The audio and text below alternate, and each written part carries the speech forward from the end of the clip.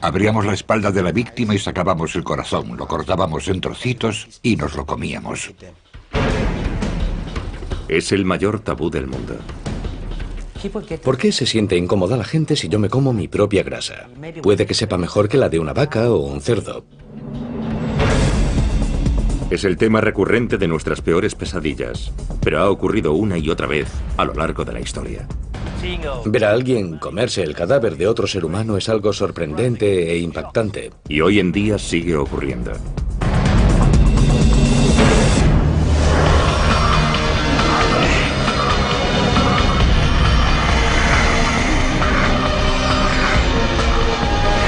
Extraños rituales. Caníbales.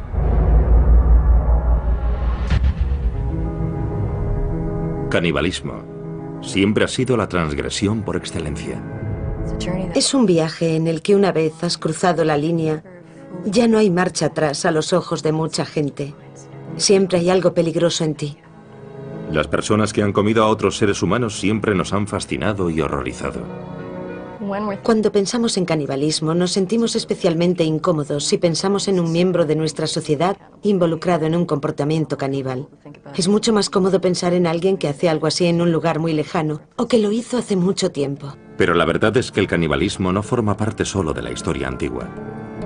Desde las junglas de África Occidental hasta las galerías de arte del Tokio moderno, los seres humanos siguen haciendo lo impensable y consumiendo carne humana. El término caníbal se acuñó cuando Cristóbal Colón llegó a la costa noroeste de Cuba en noviembre de 1492. Los nativos arawak le contaron relatos terribles sobre una tribu devoradora de hombres a los que llamaban caribes. Debemos tener en cuenta que él esperaba encontrarse caníbales. Al encontrar a alguien que era salvaje e incivilizado, había muchas posibilidades de que fuese caníbal, o al menos eso se pensaba. Aunque los historiadores posteriores pusieron en duda la veracidad de esos relatos, la palabra caribe fue modificada por los españoles en canib y posteriormente en caníbal, y pronto se convirtió en el término habitual para designar a quienes se alimentan de carne humana. 3 décadas después de Colón, el conquistador español Hernán Cortés llegó a Tenochtitlán, el centro del imperio azteca. Y lo que vio allí en el templo de la Gran Pirámide pronto se convirtió en materia de leyenda. Los conquistadores describieron decenas de miles de calaveras humanas apiladas, templos por los que corría la sangre humana y que estaban llenos de cadáveres desmembrados. Cortaban los brazos, las piernas y la cabeza, y se comían los brazos y las piernas en banquetes ceremoniales. Los guerreros aztecas que conseguían más víctimas para el sacrificio ritual eran recompensados con dinero y poder. Los sacerdotes tenían el gran honor de comerse el corazón de la víctima del sacrificio. En 1996, en una Liberia destrozada por la guerra, los periodistas se encontraron cara a cara con una nueva generación de caníbales de guerra. La República de Liberia, situada en África Occidental, se hizo famosa por las terribles imágenes de los soldados menores de edad que corrían enloquecidos por su capital, Monrovia. Hay una imagen grabada, la del típico niño soldado africano con una AK-47. Pero en realidad hoy los niños son utilizados como soldados en casi 20 países en todo el mundo.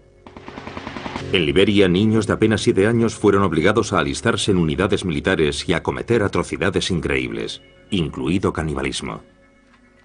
A veces los comandantes obligaban a los niños a cometer atrocidades, incluso contra miembros de su propia familia o su comunidad, para que al niño le resultase casi imposible huir y volver a casa.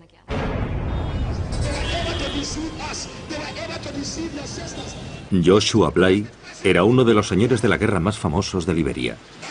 Presume de ser responsable personalmente de la muerte de más de 20.000 hombres, mujeres y niños. Él y sus seguidores además practicaron el canibalismo. Creían que comer corazones humanos les hacía invencibles. Si me disparas no pasará nada. Si un hombre se pone ante mí con un lanzagranadas, yo me quedo allí y digo, vuelve al lanzador. Solo con un dedo, sin protección, nada. Y cuando digo vuelve al lanzador, la granada da la vuelta. Yo sabía que nada podía matarme, esa era mi idea. Unámonos en nombre de Jesús, que Dios os bendiga. Joshua Bly ahora dirige un centro de rehabilitación para ex niños soldado, muchos de los cuales lucharon con él. Durante la guerra, Joshua era conocido como el general trasero desnudo, porque estaba tan seguro de que era invencible que entraba en combate ataviado simplemente con un par de botas. Luchaba desnudo porque nuestra tradición me había concedido poderes. Según las tradiciones ancestrales de su tribu, Joshua fue elegido para ser ordenado sacerdote por el dios de su tribu, Nyambe Agwe. Tenía 11 años. Mi padre me llamó. Me cogió en sus brazos y lloró, lloró y lloró. Le pregunté qué le pasaba y me contestó: hijo mío, has nacido para este propósito. Has nacido para ser el sacerdote tradicional de esta tribu. Así que han venido a por ti. De repente, oí ruidos, oí guerreros, oí por toda la casa. Hubo bailes y gritos. Los ancianos de la aldea llevaron a Joshua hasta una enorme roca en la que vivía su dios Nyambe Agwe. Me quedé de pie ante aquella roca 3 días y 3 noches. Vi literalmente cómo la roca ascendía. Me quedé allí de pie y después la roca volvió a la tierra y giró sobre mí. Cuando miré qué había debajo de la roca, vi un enorme monstruo.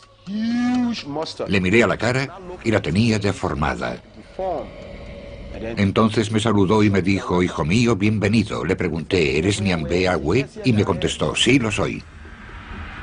Nyambe Agwe implantó depósitos de fuerza bajo la piel del niño. Le dijo que le darían poderes sobrenaturales para proteger a la aldea y para asegurar el éxito de sus cosechas. A cambio de estos poderes, Nyambe Agwe exigió a Joshua que continuase con la tradición de su tribu y realizase sacrificios humanos rituales. Me dijo que tenía muchos sacerdotes que no cumplían con las tradiciones y que tenía que matarlos.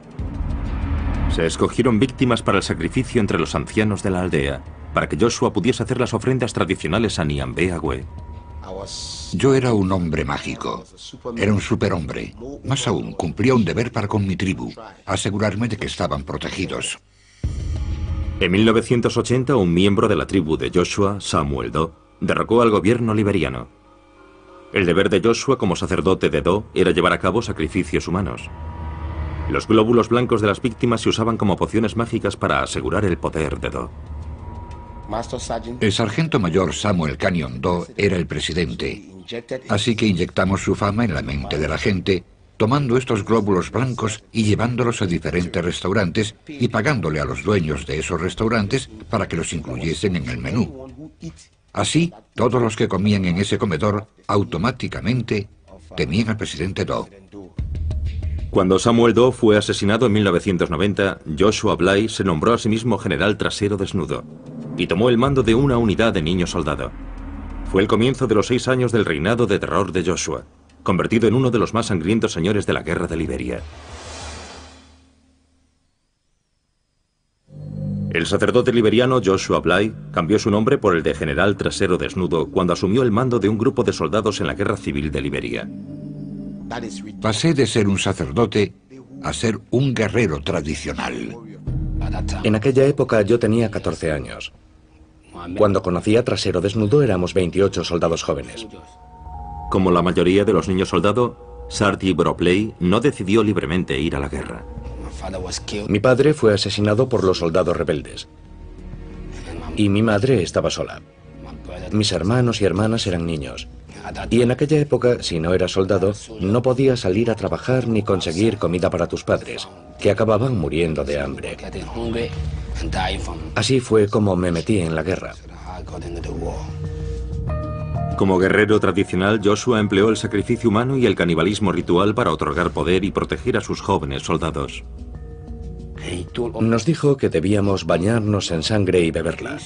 Yo le dije que no podía bañarme en sangre, ni por supuesto bebérmela, que no lo había hecho nunca. Y me dijo que eso me haría poderoso si quería seguir con él, y que era la única forma de que las balas no me alcanzasen.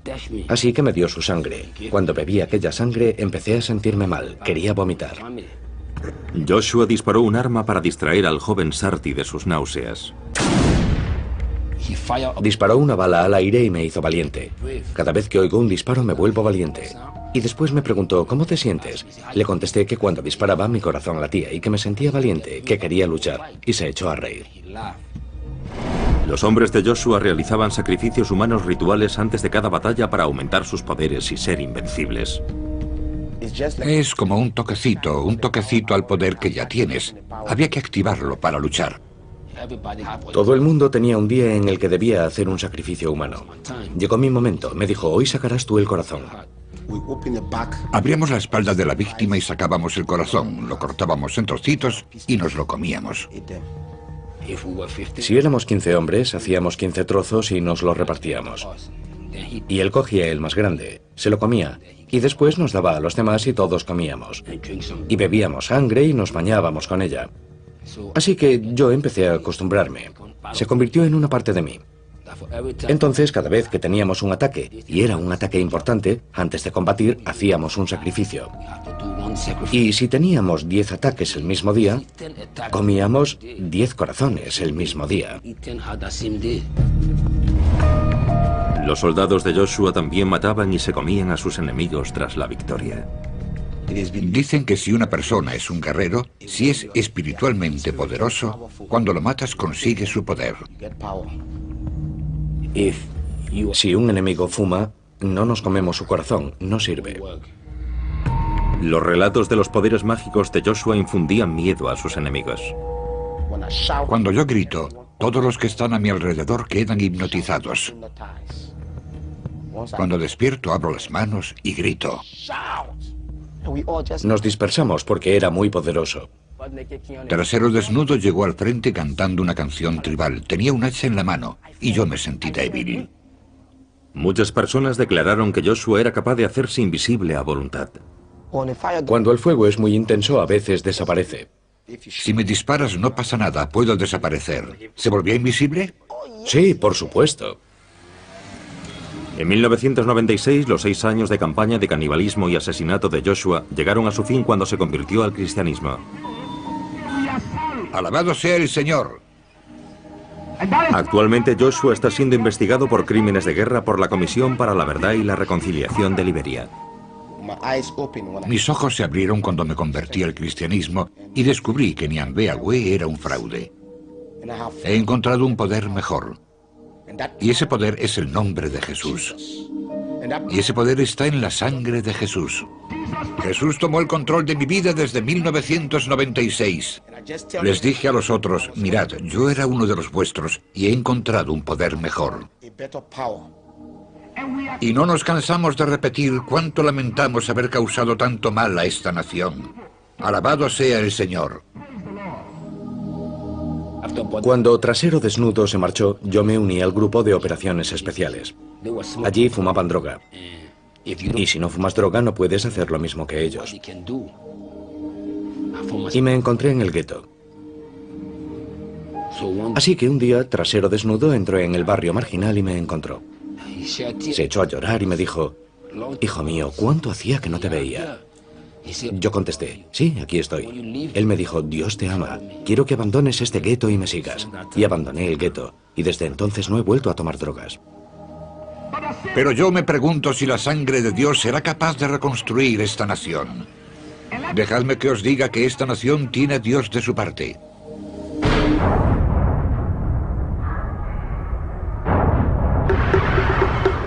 A lo largo de la historia, el canibalismo y la religión a menudo han ido de la mano. En las islas Trobriand, las familias comían a sus seres queridos fallecidos en señal de respeto. El consumo de ciertas partes del cuerpo humano en el marco de determinados rituales funerarios está considerado una forma de compartir el destino de una persona a la que estás muy unido. La filosofía subyacente es muy sublime. En realidad es muy profunda y hermosa en muchos sentidos. La idea del canibalismo se encuentra incluso en la base del ritual de comunión cristiano. Esta es mi sangre. Podemos entender la idea de que Jesús entre en el pan y en el vino, que se convierta en su carne y sangre. Te amamos y te alabamos, Señor. Gracias, Señor. El cristianismo encontró su primer caldo de cultivo en la antigua Roma, una sociedad plagada de violencia ritual. Y de los primitivos cristianos se rumoreaba que con la Sagrada Comunión celebraban un ritual caníbal. Adelante, clava tu cuchillo en el bebé, recibe la sangre joven y fresca, moja tu pan en ella, tómala libremente. Los romanos usaron las acusaciones de canibalismo para justificar la persecución de los primeros cristianos. Esa acusación nos permite comprender cómo entenderían otros pueblos las tradiciones cristianas occidentales, o cómo malinterpretarían esas tradiciones, del mismo modo que nosotros podemos malinterpretar las tradiciones de otras sociedades. En la Varanasi actual, en el norte de la India, hay una secta hindú conocida como los Aguri, que también padece los rumores de canibalismo. Hay mucha mala prensa popular que describe a los Aguri como salvajes de mirada aterradora. Los Aguri son seguidores del dios hindú Shiva. Sus rituales sagrados implican abrazar todo aquello que consideran repulsivo. Agur literalmente significa no horrible, y en realidad es un estado mental. Es un estado psicoespiritual en el que no hay discriminación ni aversión o miedo contra nada o nadie. Según las tradiciones ancestrales de los Aguri, el camino por excelencia hacia la iluminación se encuentra a través del tabú definitivo, comer un cadáver humano. Los Aguri creían que el mayor miedo que tienen los seres humanos es el temor a su propia muerte, y que este miedo es una barrera para la iluminación espiritual. Y enfrentándonos al miedo a la muerte podemos alcanzar ese estado con mayor facilidad. Pero en la India moderna la tradición caníbal de los Aguri ya no es aceptable. Las personas de mi secta comen carne y beben vino para satisfacer sus deseos, pero es por decisión propia. No tienes que comer carne para alcanzar la iluminación.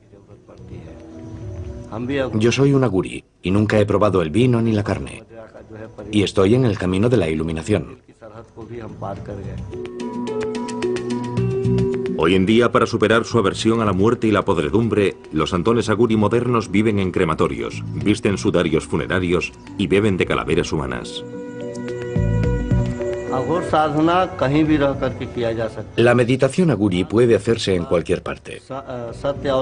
Los crematorios son lugares tranquilos, y allí encontramos ayudas para la meditación.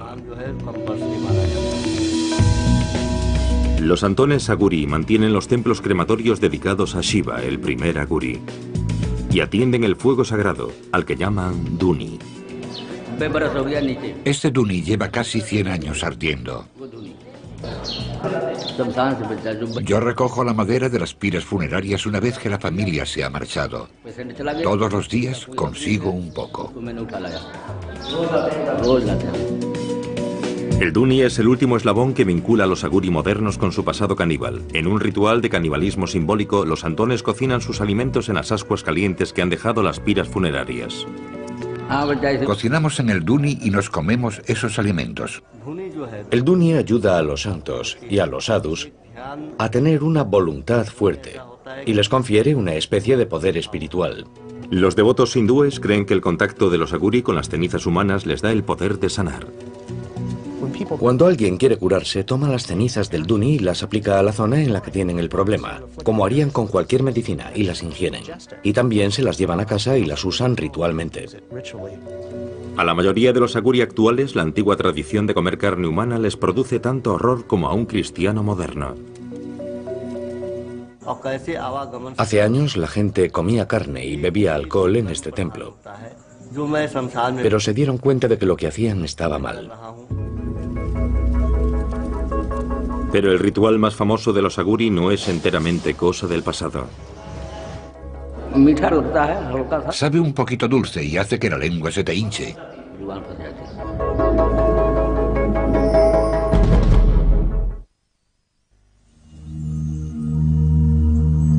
En el pasado, una antigua secta hindú conocida como los Aguri seguía una tradición de canibalismo como camino hacia la iluminación espiritual.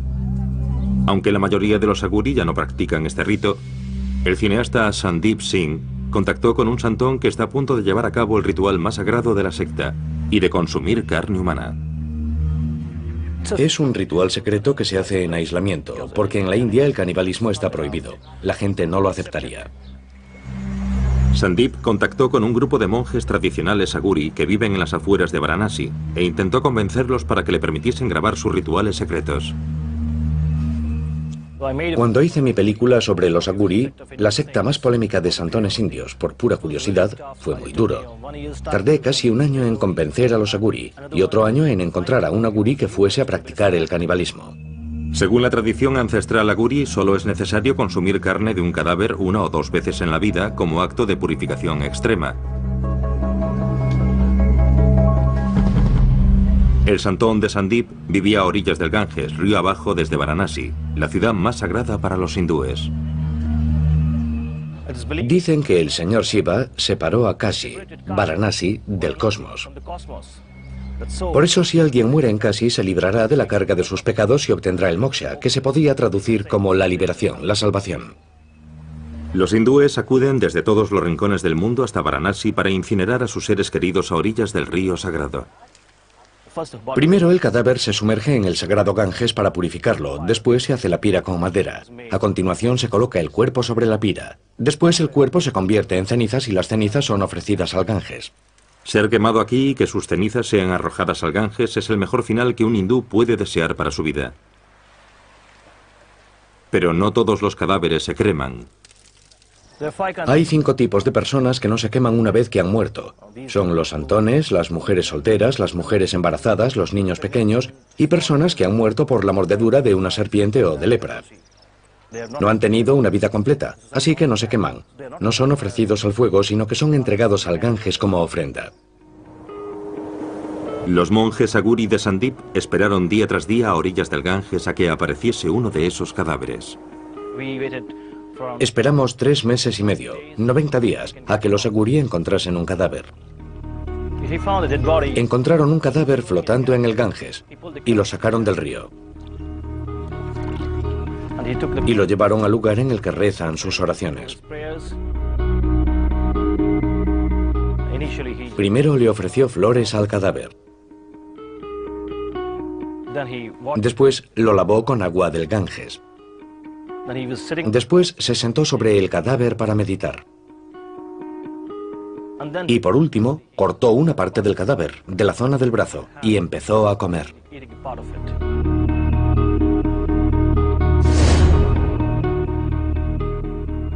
Se comió una parte. Olía mal, olía fatal. Ver a alguien comerse un cadáver de otro ser humano es algo sorprendente e impactante. Algo que a mí personalmente no me gustó. Pero después lo comprendí, cuando supe la lógica y las razones que estaban tras ese ritual.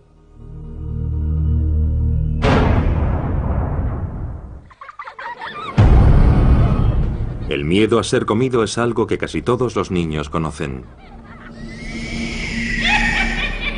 Gracias a cuentos infantiles como el de Hansel y Gretel. Os aplastaré y os comeré. O Juanito y las habas mágicas. Los cuentos de hadas medievales están llenos de caníbales. Aparecen también en relatos mucho más antiguos como los de la mitología griega. Así que el caníbal literario es una figura común. Son personajes con los que te encuentras cuando te sales del camino marcado. La lección que esto enseña a la gente es que es peligroso explorar. Es peligroso salirse de los límites de tu sociedad. Pero para algunas personas el caníbal que acecha en los bosques se ha convertido en una parte de su vida de fantasía. Muchas personas de diferentes culturas han relacionado el impulso sexual y el amor romántico con la comida y el acto de comer. Los enamorados suelen usar términos relacionados con el apetito como quiero comerte, estás buenísimo, o te comería enterito.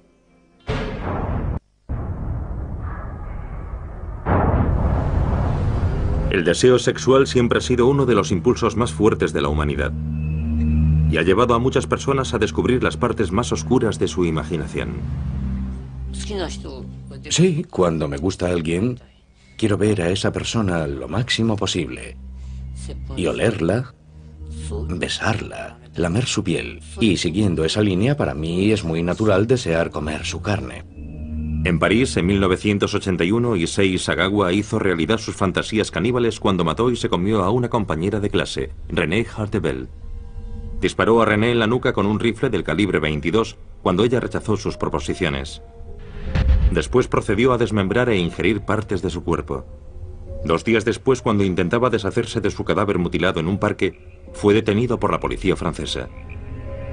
Los tribunales franceses le declararon incapacitado mentalmente y hoy vive en Tokio y es un hombre libre.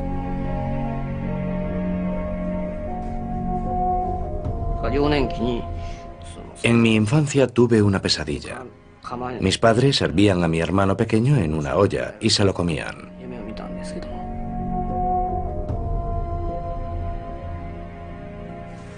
Mis padres y mi hermano son gente normal, así que todavía no entiendo por qué yo soy el único que tenía esa extraña obsesión con el canibalismo. No lo entiendo. Y me gustaría averiguarlo antes de morir. Como había matado a una chica y me la había comido, creía que nunca podría volver a salir con nadie. Pero la primera carta que recibí en la cárcel francesa fue de una alumna de un instituto japonés. La segunda carta fue de una mujer francesa de unos 30 años que me decía que yo era una víctima de una sociedad dominada por los hombres. Me sorprendió. Siempre me he preguntado por qué les fascinaba tanto. Todavía no sé cuál es la razón. Si yo no fuese un criminal, sino una persona normal, nunca me acercaría a un criminal como yo. Issei ha sido protagonista de programas de televisión, reportajes de prensa, páginas web y canciones de rock. Pero a pesar de la fascinación de la opinión pública con su crimen, en su vida diaria Issei es tratado como un proscrito. Incluso en mi propio barrio, cuando la gente se entera de quién soy, me ignoran completamente si los saludo por la calle. Es un odio total. Sé que es algo natural, pero sigue siendo duro. Por supuesto, antes de pensar en mi vida, debo pensar en René y en su familia. Ellos sufren un dolor terrible. Si yo me encontrase en su lugar, si mi hija hubiera sido devorada por un hombre pequeño y de cara amarilla, creo que realmente no podría soportarlo. Incapaz de encontrar trabajo, Issei dedica sus días a explorar su obsesión por el cuerpo femenino en sus dibujos y pinturas. Desde muy joven, siempre me he sentido atraído por las mujeres occidentales. Y todo comenzó con Grace Kelly. Empecé a comer por las nalgas, así que estoy obsesionado con las nalgas. Vi una foto como esta y no pude resistirme a dibujarla. Prefiero las nalgas a los pechos, pero estos me parecieron bonitos, así que los dibujé.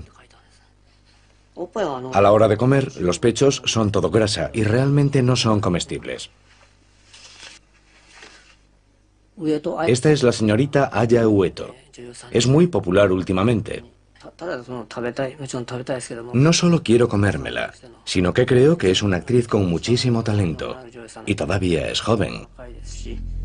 Más de 20 años después de que su crimen conmoviese al mundo, Issei se ha hecho famoso entre un público completamente nuevo, a través de una exposición en una galería de arte. Este es un momento feliz. Toda esta gente es muy joven y además hay mujeres guapas. El caníbal Issei Sagawa es rechazado por la mayoría de la sociedad japonesa, pero esta noche su fama le ha permitido escapar momentáneamente de su aislamiento. Una pequeña exposición en una galería de arte local.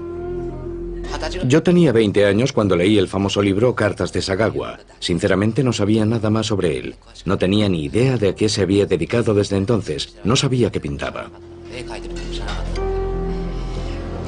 Están todas desnudas. No debería enseñárselos a mujeres. Son maravillosos. Le he hecho algunas preguntas y su forma de hablar es encantadora. En cierta medida he quedado satisfecha. El incidente me tocó muy de cerca. Yo no quería comerme a nadie, pero tengo secretos que no puedo contarle a nadie. Y estoy de acuerdo con él en que todos queremos compartir esos secretos. Esas partes que ha dibujado son partes blandas del cuerpo humano. Estoy seguro de que esa es su obsesión y por eso las ha dibujado. Estos cuerpos a mí me parecen japoneses, pero esa cara es occidental. Me pregunto, ¿qué es lo que le gustará ahora? Este es un momento feliz. Vivo solo, pero toda esta gente es muy joven. Y además hay mujeres muy guapas. Es muy divertido. Esto me recuerda las ganas que tenía de divertirme así. Cuando estás solo no haces más que pensar. Vivir solo me vuelve loco, aunque ya estoy loco, la verdad. Pero ahí fuera hace frío y estoy solo.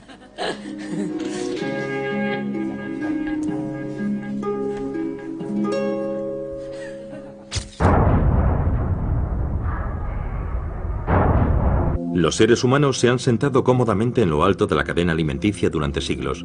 Así que es natural que uno de los mayores tabúes que rodean al canibalismo sea nuestro miedo a convertirnos en una fuente de alimento. Si llegásemos a considerarnos carne, comida, acabaríamos con la idea de que somos especiales. Y eso chocaría con cualquier noción de lo que significa ser humano. Desde el siglo XIV, cuando los marineros náufragos echaban a suertes quién sería el primero en servir de alimento, hasta el accidente aéreo de 1972 en los Andes, circunstancias extremas a lo largo de la historia han obligado a diferentes personas a superar el mayor tabú de todos y a ver al prójimo como comida. Este tipo de situaciones llega al corazón de las personas cuando se enteran de ellas, porque hay un miedo primario a dos cosas. Una, a encontrarse en una situación en la que tienes tanta hambre que no te queda otra alternativa que comerte a alguien que conoces. Y dos, a que te coman. Desde el asedio de Jerusalén en el año 70 después de Cristo al sitio de Leningrado durante la Segunda Guerra Mundial, las poblaciones hambrientas se han visto obligadas a alimentarse de los muertos y de los vivos. En Leningrado, los cadáveres abandonados eran convertidos en carne para consumo, y los niños desaparecían misteriosamente. Al final, la policía se vio obligada a formar una división dedicada únicamente a perseguir casos de canibalismo. Los asesinos cumplen su condena y vuelven a la sociedad. El canibalismo es diferente porque es la transgresión de una regla social profundamente arraigada. Es algo con lo que las personas se sienten permanentemente incómodas. En la década de 1840, en el oeste americano, el famoso grupo de inmigrantes conocido como Donner Party recurrió al canibalismo al quedar atrapado en la nieve, en las montañas de Sierra Nevada. Cuando James Reed llegó con el grupo de rescate, le horrorizó lo que vio. Sus camaradas supervivientes, rodeados por los restos de su atroz festín, parecían más demonios que seres humanos. Estos inmigrantes atrapados en la nieve intentaron por todos los medios evitar canibalizar a sus muertos. Estas personas hambrientas llegaron a describir cómo comían en platos de porcelana y usaban cuchillos y tenedores para mantener cierta apariencia de civilización. La gente está más cómoda si ve a los caníbales como salvajes, porque nadie quiere pensar que sería capaz de entregarse a ese tipo de comportamiento.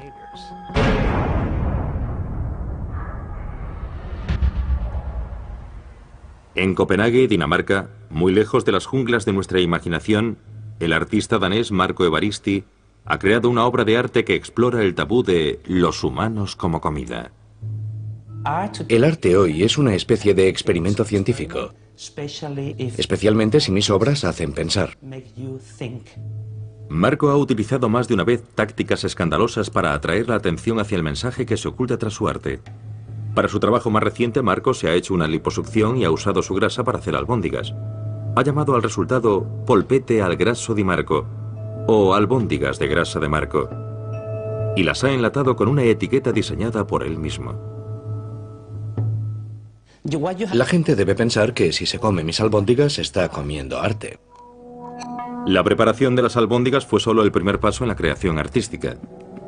Para explorar a fondo los aspectos que rodean al tabú caníbal, Marco invitó a 12 personas a cenar con él, entre ellas jefes de Estado y figuras prominentes de la sociedad danesa.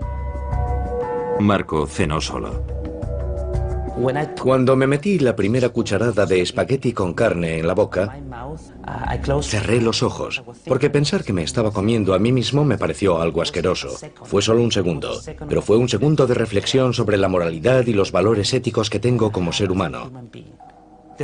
Lo curioso es que no sabe diferente de otras albóndigas. Todo está en tu mente. Nada más. Es solo un problema de tu mente. Nada más que eso. Marco quería saber si otras personas compartían su opinión sobre el canibalismo. Así que decidió organizar otra cena con sus albóndigas en el menú. Prepararé albóndigas con grasa animal. Ya. Y albóndigas con mi propia grasa. Vale. Marco ha invitado a 12 amigos del mundo artístico a cenar con él esta noche. ¿Pero habrá alguno lo bastante valiente para acudir? El artista danés Marco Evaristi conmocionó al mundo del arte cuando desafió el tabú del canibalismo con una obra de arte conceptual. Se hizo una liposucción para retirarse grasa y la usó para hacer albóndigas. Esta noche completa su obra de arte organizando una cena en la que él mismo es el plato principal del menú. Creo que todo se debe a la moralidad y a los valores éticos. ¿Por qué se siente incómoda la gente si yo me como mi propia grasa? Puede que sepa mejor que la de una vaca o un cerdo. Marco preparará 2 platos de albóndigas diferentes para que sus invitados puedan decidir si quieren convertirse en caníbales o no. Lo curioso es que ahora mismo estoy tocando la carne real, sin mi grasa, y no siento nada. Es como un objeto muerto. Pero si me acerco aquí, es diferente. No sé por qué. En realidad es lo mismo. Pero es mi conciencia. Mi adoctrinamiento sobre la carne humana o sobre la grasa humana. Bueno, le pondré más ingredientes porque voy a vomitar.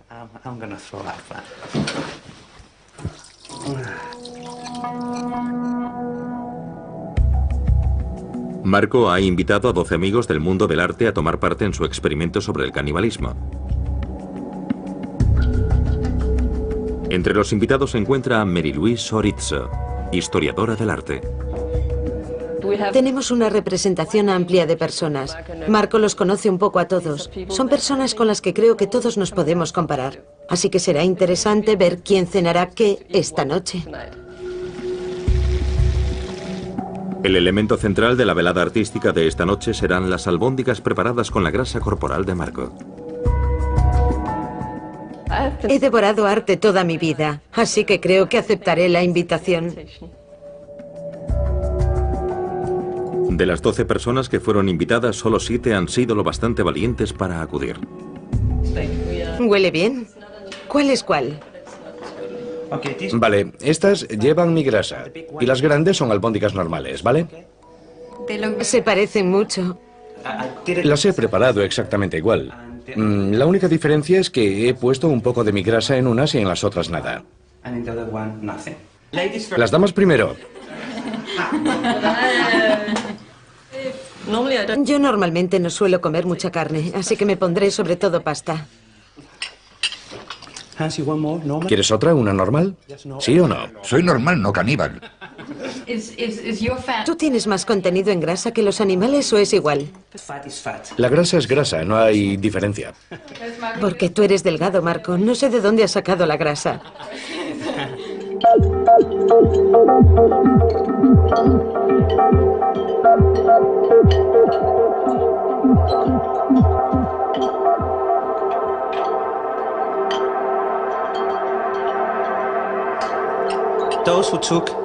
Los que habéis tomado albóndigas con mi grasa deberíais probar una de las otras e intentar explicar la diferencia que hay entre ellas. Creo que es un buen experimento. ¿Notáis la diferencia? ¿Sí? Yo no. Yo creo que esta tiene más sabor que la otra. Tal vez es porque fumas. Al final, solo 4 de los amigos de Marco decidieron convertirse en caníbales. Sabe diferente. ¿Seguro?